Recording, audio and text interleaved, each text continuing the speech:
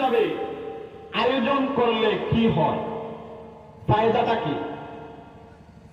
দেখেন, আল্লাহ রাব্বুল আলামিন কোরআনে কারিমের মধ্যে বলেছেন, ফাইন যাকারানি ফি নাফসি যাকারতুহু ফি নাফসি।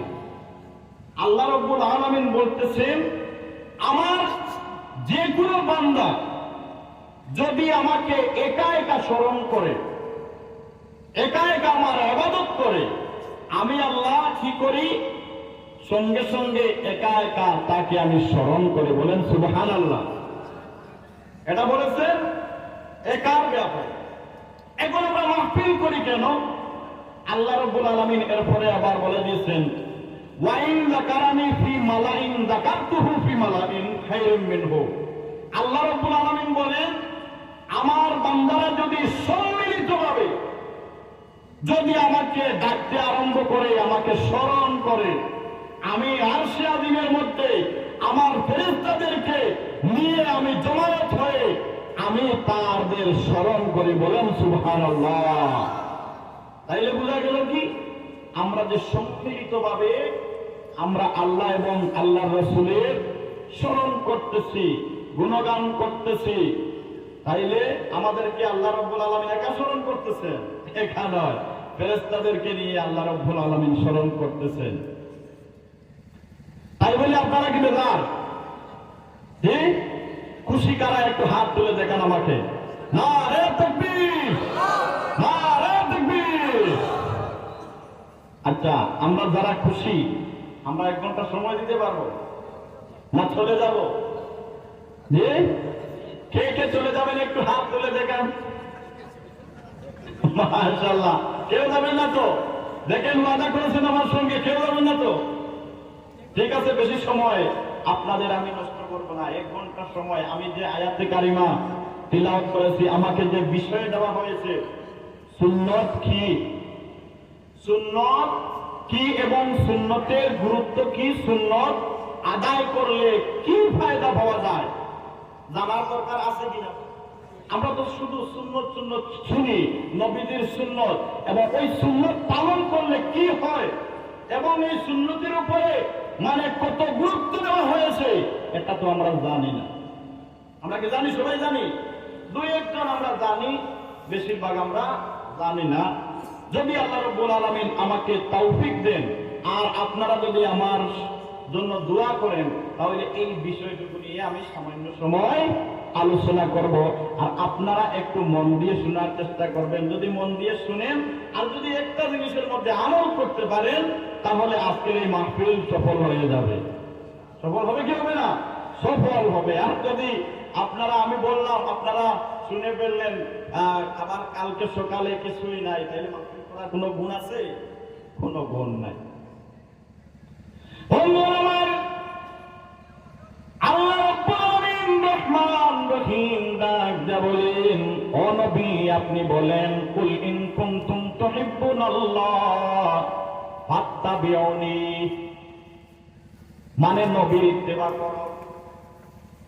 আল্লাহ বলতেছেন, নবী গো আপনি বলে দেন যে আমি আল্লাহকে পেতে চাই, ও নবী ফাত্তাবিউনি, তারা যেন আপনার ইত্তেবা করে।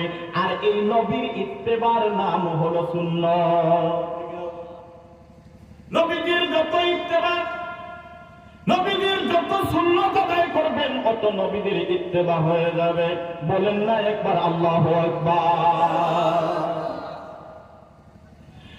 আমার দেখেন, এই সুন্নতের ব্যাপারে আল্লাহর নবী, দুজাহানের বাদশা নবী হযরতে মুহাম্মদুর রাসূলুল্লাহ সাল্লাল্লাহু আলাইহি ওয়াসাল্লাম কি বলেছেন? নবী বলেছেন, ফামান রাগিবা মিন সুন্নতি ফালাইসা মিন্নি, যদি কোন মুসলমান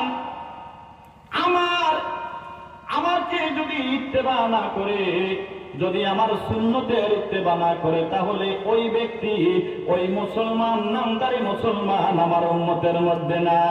ফামান রাগিবা মিন সুন্নতি ফালাইসা মিন্নি, আল্লাহর নবী বলেছেন, যদি সুন্নতের ইত্তেবা না করে, সুন্নত পালন না করে, তাহলে সে মুসলমান নয়। নবীজির কথা গুরুত্ব দিয়েছেন? নবীজির কথা ভুল হবে? নবীজির কথা তো ভুল হতে পারে না।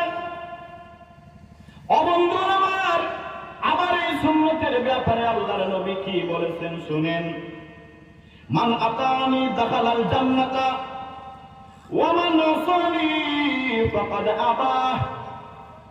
আল্লাহর নবী বলেছেন যে আমার সুন্নতের ইত্তেবা করবে সে জান্নাতে যাবে। কোথায় যাবে? জান্নাতে যাবে। আর যে আমার সুন্নতের ইত্তেবা করবে না, সুন্নত পালন করবে না, সে জান্নাতে যাবে কিনা এটার মধ্যে সন্দেহ আছে। আল্লাহর নবী যদি বলেছেন যে সন্দেহ আছে, তাহলে এটার মধ্যে কি বোঝা যায়? যে ওই মানুষটা পুরাপুরি মুসলমান না, পুরাপুরি মুমিন না, মুমিন না, মুমিন না। যদি কোনো মানুষ মুমিন না হয়, তাহলে সে কি জান্নাতের কোন লেশ পাবে? জান্নাতের লেশ পাবে? জান্নাতের লেশ পাবে না। ও বন্ধু আমার, দেখেন আল্লাহ রাব্বুল আলামিন দুইটি জিনিস মানুষের জন্য বানিয়েছেন। একটা হলো জান্নাত, আর একটা হলো জাহান্নাম। এই জাহান্নামের মধ্যে এই তো মানুষ জাতির মধ্যে মানুষ যেতে হবে না অন্য কিছু? গরু, মহিষ, যত জীব জন্তু আছে তাদের বিচার হাসর আসরের দিন একবার ওঠানো হবে, তাদের সংক্ষিপ্ত বিচার করা হবে, আবার তাদেরকে মৃত্যু, তারা মরে যাবে, তাদের শেষ। কিন্তু হাসরের দিন মানুষ এবং ইনসানের বিচার হবে। ওই যে জাহান্নাম যেটা আল্লাহ রাব্বুল আলামিন বানিয়েছেন, ওই জাহান্নামটা ভরা হবে জিন এবং ইনসান দিয়ে। বলেন আল্লাহু আকবার। এখন এই জাহান্নামে যে জাহান্নাম তো ভরতে হবে না এমনি রেখে দিবে? আল্লাহ জাহান্নাম ভরবেন। কাদেরকে দিয়ে? আল্লাহ রাব্বুল আলামিন জাহান্নাম ভরবেন। আল্লাহ নবী বলেন যে আমার সুন্নতের ইত্তেবা করবে সে জান্নাতে যাবে। এবং সুন্নত পালন করলে কি উপকারিতা পাওয়া যায়? সামান্য ছোট্ট একটি ঘটনা শুনেন। একটা সুন্নতের আমলের কত দাম, কত মর্যাদা। হযরত ওমর রাদিয়াল্লাহু তাআলা আনহুর জামানায় সাদ বিন আবি ওয়াক্কাসকে দিয়ে একটি সেনাবাহিনীর, একটি যুদ্ধের বাহিনীর সেনাপতি বানিয়ে দিলেন। সাদ বিন আবি ওয়াক্কাসকে যুদ্ধে যাবেন মিশরে। এই সময় মিশর তো এখন পর্যন্ত মুসলমানের আয়ত্তে আসে নাই, খ্রিস্টান শাসন করতেছেন। হযরত ওমর সাদ বিন আবি ওয়াক্কাসকে বললেন, ও সাদ, আমি তোমাকে মিশরের যুদ্ধের সেনাপতি বানিয়ে দিলাম, তুমি যাও মিশর গিয়ে তুমি আমাদের আয়ত্তে আনতে হবে। কোথায়? মিশর। মিশরে চলে গেলেন, গিয়ে দেখলেন সাদ বিন আবি ওয়াক্কাস দেখলেন মিশরের যে গেট যেটা আছে, যে দুর্গ যেটা আছে, এটা খ্রিস্টানেরা বন্ধ করে রেখেছে, ভিতরে প্রবেশ করা যায় না। আর দ্বিতীয় কোনো রাস্তা নাই, দ্বিতীয় কোনো রাস্তা নাই। এখানের মধ্যে 1 মাস অপেক্ষা করলেন, কিন্তু কোনো রাস্তা পাওয়া যায় না। 1 মাস পূর্ণ হয়ে গেল। সাদ বিন আবি ওয়াক্কাস হযরত ওমরের কাছে চিঠি লিখলেন, ও আমিরুল মুমিনিন ওমর, আজকে প্রায় 1 মাস হয়ে গেছে, কিন্তু আমরা মিশর বিজয় করতে পারি নাই, এখানের মধ্যে ঢুকতেও পারি নাই। আমাদের সঙ্গে যা খানা ছিল এইগুলাও শেষ হওয়ার পথে চলেছে, আমরা কি করব? হযরত ওমর চিঠি লিখলেন, হে সাদ বিন আবি ওয়াক্কাস, সাদ রে, ও সাদ, আমি আরব থেকে, আমি মক্কা থেকে তোমাদের কোনো উপকার করতে পারবো না, কিন্তু আমি বুঝে ফেলেছি তোমাদের মধ্যে হয়তো আমাদের নবী হযরতে মুহাম্মদুর রাসূলুল্লাহ সাল্লাল্লাহু আলাইহি ওয়াসাল্লামের কোন সুন্নতের ত্রুটি হয়েছে যার জন্য তোমরা মিশর বিজয় করতে পারো নাই। বলেন সুবহানাল্লাহ। কি বলেছেন? সুন্নতের যে কোনো একটা ত্রুটি হয়েছে, এই সুন্নতের ত্রুটির কারণে মিশর বিজয় করতে পারছো না। এই দিন রাতে এশার নামাজের পর হযরত সাদ বিন আবি ওয়াক্কাস ডাকতে বললেন, উমরের সেনাবাহিনীরা শোনো শোনো, উমর আমাদেরকে বলেছেন আমাদের মধ্যে কোন সুন্নতের ত্রুটি হয়েছে যার জন্য আমরা মিশর আমাদের আয়াতে আনতে পারি নাই। একজন সাহাবী এত জ্ঞানী ছিলেন, ওই সাহাবী উঠে ডাকতে বললেন, সেনাপতি আবি ওয়াক্কাস, আমি বুঝতে পেরেছি এতদিন আমরা এত ক্লান্ত ছিলাম, অনেক বিধি ছিলাম, অনেক ব্যস্ত ছিলাম কিভাবে ওই জায়গার মধ্যে ঢোকা যায়, কিন্তু আমাদের তো একটা ত্রুটি হয়েছে। আমরা সকালে উঠে আমরা ফজরের নামাজ পড়ি কিন্তু আমরা মিসওয়াক করি না। বলেন সুবহানাল্লাহ। আমরা কি করি না? আমরা মিসওয়াক করি না। এই সুন্নতের আমাদের ত্রুটি হয়েছে। চলো আমরা একটা কাজ করি, কালকে ফজরের সময় উঠে আমরা সবাই মিলে এই যে বাবুলের গাছ আছে, গাছগুলা দেখা যায়, এইগুলা ভেঙ্গে আমরা সবাই মিসওয়াক করা আরম্ভ করে দিই। জোরে জোরে বলেন না সুবহানাল্লাহ।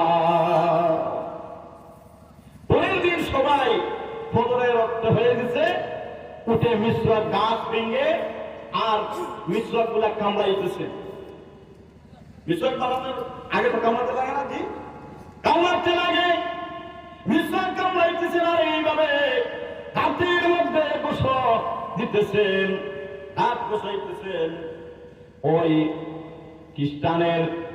খ্রিস্টানের যে সেনাবাহিনীরা ছিল তারা ভয় পেয়ে গেল, এমন ভয় পেয়ে গেল, তারা বলল, আরে 1 মাস থেকে ওই আরব থেকে যে সেনাবাহিনীরা এসেছিল তারা দেখলাম 1 মাস শুধু এখানের মধ্যে থাকলো আর খাইলো, কোনো কিছু করলো না, কিন্তু আজকে দেখা যায় ওরা গাছগুলাকে ফেলতেছে।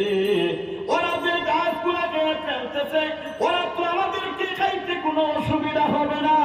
ওরা যখন গাছ খাইতে পারে, মানুষ খাইতে তো কোনো অসুবিধা হবে না। আর এখানের মধ্যে থাকা যাবে না, এখানের মধ্যে থাকা যাবে না, চলো এখান থেকে আমরা চলে যাই। জোরে জোরে বলেন না সুবহানাল্লাহ। নামাজ পড়ে, ফজরের নামাজ পড়ে ডাল হাতের মধ্যে নিলেন, তরবারি হাতের মধ্যে নিলেন গেট খোলার জন্য। গিয়ে দেখেন না, গেট তো বন্ধ নয়, গেট খোলা। বলে সুবহানাল্লাহ। গেট খোলা, মনে করলেন হয়তো ওরা গেট খুলে দিয়েছে, ভিতরে প্রবেশ করার পরে আমাদেরকে মারবে, প্রাণের ভয় কিছু এসেছে। একজন সাহাবী সাদ বিন আবি ওয়াক্কাস বললেন, না না, ভয়ের কোনো কারণ নাই, এতদিন আমরা খুলতে পারলাম না, আজকে যেহেতু অটোমেটিকলি খুলে গেছে আমরা ভিতরে প্রবেশ করি।